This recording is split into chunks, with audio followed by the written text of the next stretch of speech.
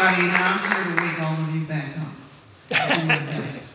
I know you've been here for a while, and I thank you for the opportunity just to talk to you for a few minutes. And I want to tell you, yeah, I'm running for mayor, but I want to tell you a little bit about how precious the right to vote is to me.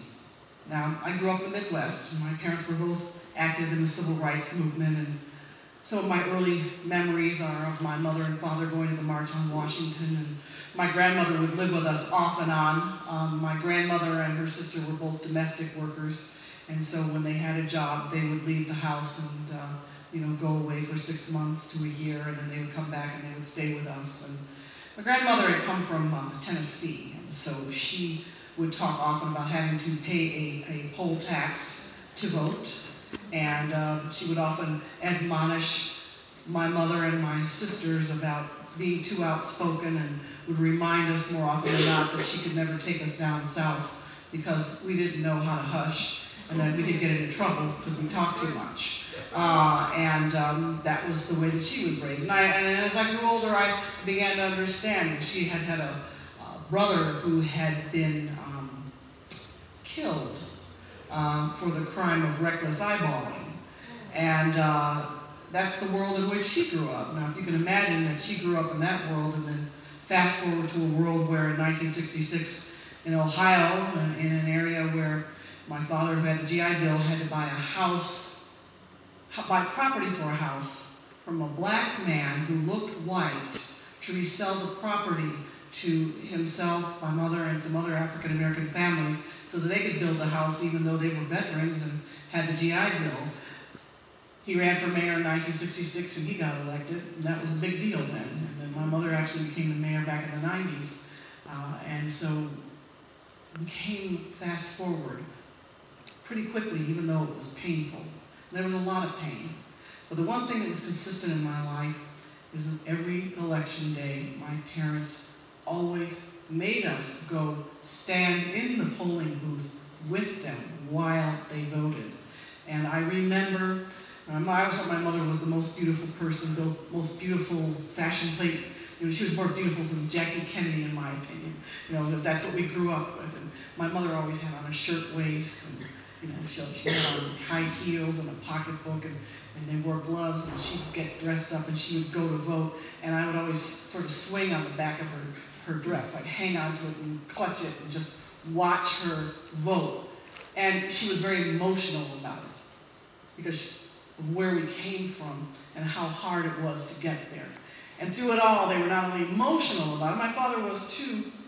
They were really patriotic, which was amazing to me because my father served in a segregated army. And yet he came back, and he still, until the day he died. And we were in Pennsylvania a few weeks before he died, and we were having this disagreement about what it means to be patriotic, and he won, of course, because I always deferred to him in the end, because he was my father. But it was important. So whenever I think about people taking a vote for granted, I think about the struggle and the determination, and the fact that my mother said when they went to the March on Washington and they were at a truck stop in the middle of the night in the Allegheny Mountains driving from Ohio to Washington, D.C., they got off the bus, and she said in the distance she heard a busload coming towards them, and they were singing "We Shall Overcome." And she said they got off the bus, and she said to her true joy that the people who got off the bus were all white. And she said that we were all on the same page. And she said that other than giving birth to her 3 kids, she hadn't felt that optimistic about this country like she did that night until Barack Obama got elected. And she told me that she never thought that she would live long enough to see someone like Barack Obama get elected. And as much as I felt it, I know I didn't feel it as much as she did. She felt it 100 times more than I did. I could see it in the shock, the tears, the joy, and then the frustration and the anger when people disrespect the office of the presidency, and the constant questioning about whether he's being disrespected because of the color of his skin. So I say all that to tell you how passionate I feel, and I hope that I can convey some of that passion to you because of my parents, who were my first role models about what it means to vote. And my grandmother, even in her own way, she was a role model too. She, one of 13 kids, they did the best they could to survive when your own brother gets his life's ended for looking at someone the wrong way. You got to grow up pretty scared and pretty intimidated. But you know, we move forward, and you look at how far we've come. Here I am, I'm a single mother. I have a 21-year-old daughter. She's going to come out of college next year.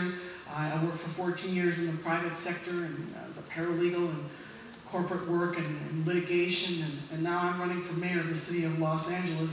And my father would be dancing.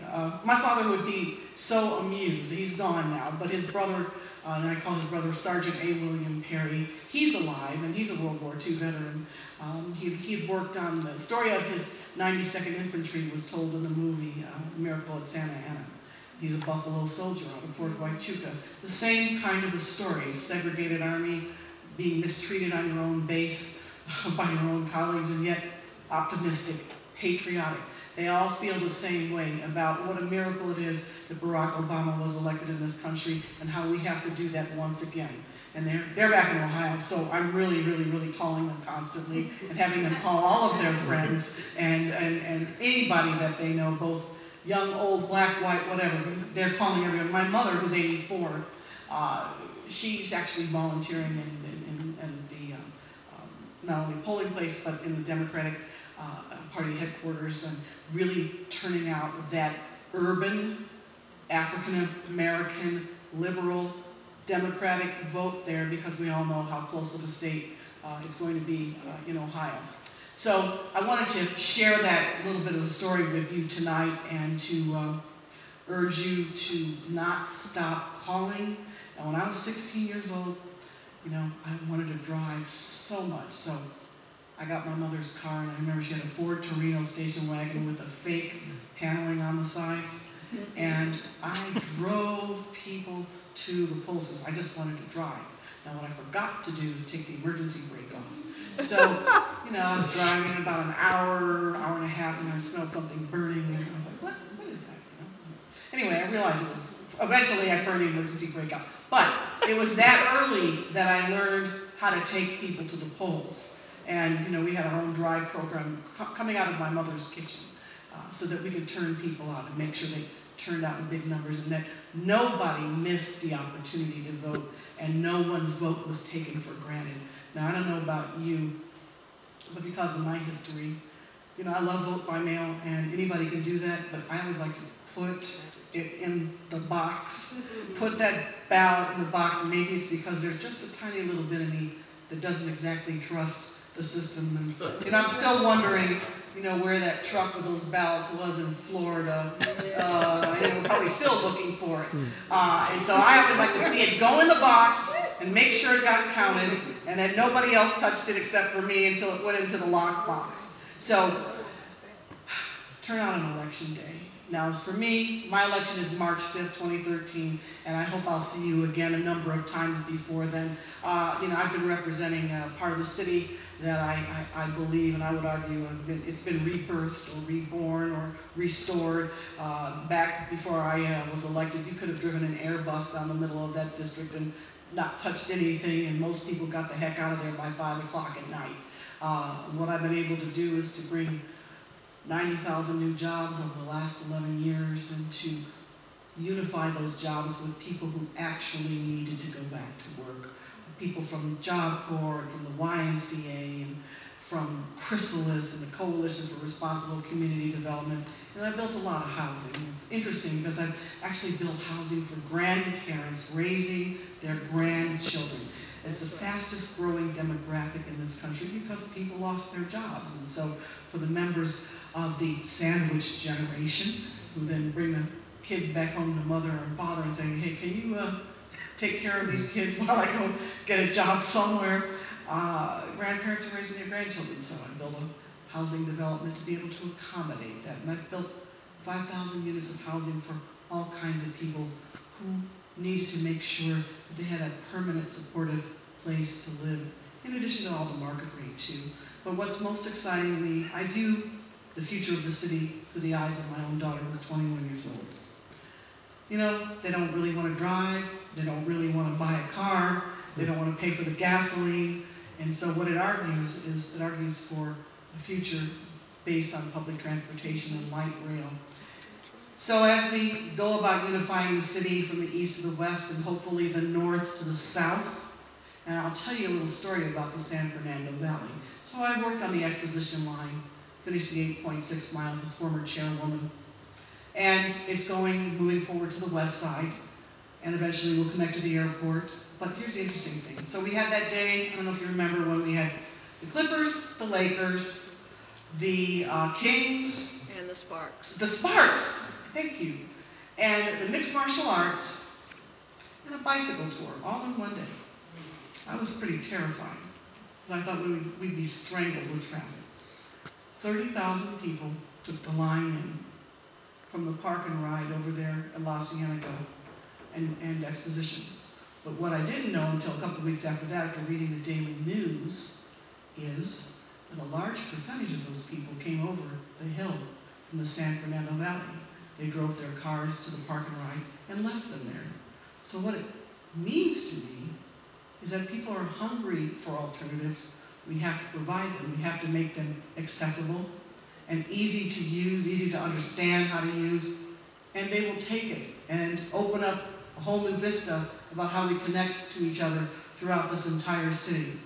So I will come back and spend more time with you. We got to get through this life-transforming election and get this man reelected so that we can get about the work that he started the last 4 years and push our country ahead so far that no one can turn us asunder. That is what we deserve. That is what I believe. And I know that we can accomplish that if we go and vote and take everyone we know in our orbit, in our universe, with us to vote on Election Day if they have not voted already. Thank you very much.